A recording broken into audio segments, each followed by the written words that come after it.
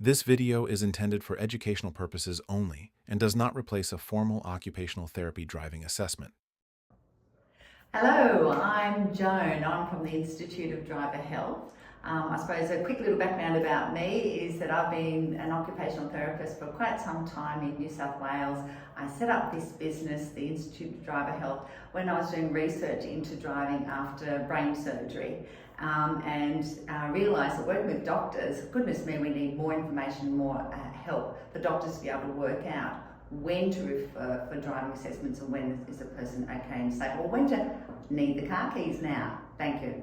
So what I'm going to demonstrate today is a screening task we call the stop-go test, which we use in occupational therapy driving assessments. It's a quick screening activity that provides insight into the key skills required for safe driving, including a person's reaction time, their attention, coordination, and processing speed.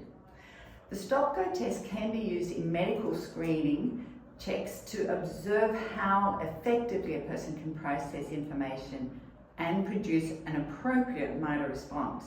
The task examines how effectively a person can interpret verbal with visual cues, maintain attention, inhibit incorrect responses, coordinate rapid lower limb movement, and test speed of information processing in line with accuracy.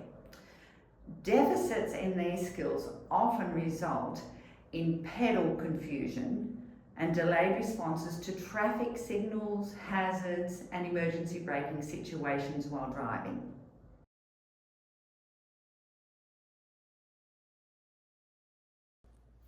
Okay, I'm now going to demonstrate how to do the stop-go test with a client I have here, patient.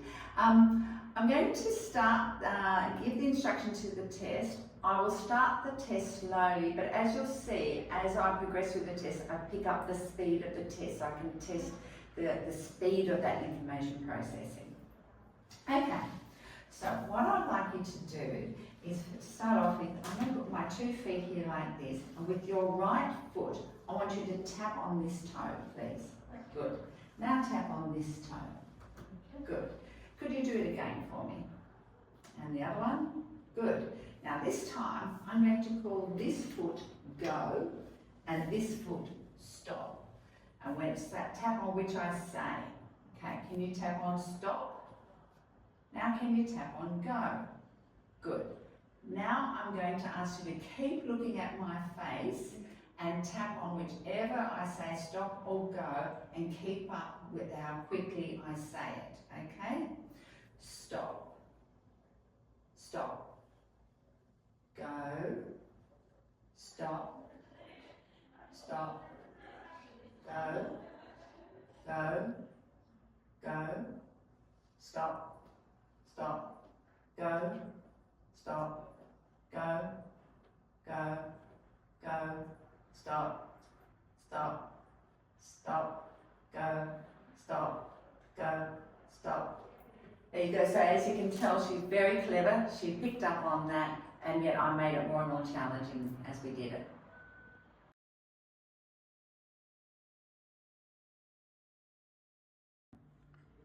Now, for clients and patients who have problems with verbal information processing and need a bit more of a visual cue, there is the alternative of using a hand to give a stop or a go.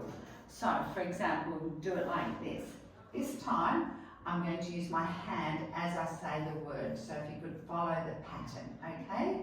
Stop, stop, go, go, stop, go, stop, go, go, go, stop, go, stop, stop, stop. Okay. Okay, so you might be wondering why I use my own feet in that instead of just say some dots on the floor or something like that. By having the person touch my toes, I can keep eye connection with the person, and yet I get the tactile feedback of their movement, the accuracy of their movement, the timing of that movement by feeling that through my own feet. So I hope that was really helpful, and thank you.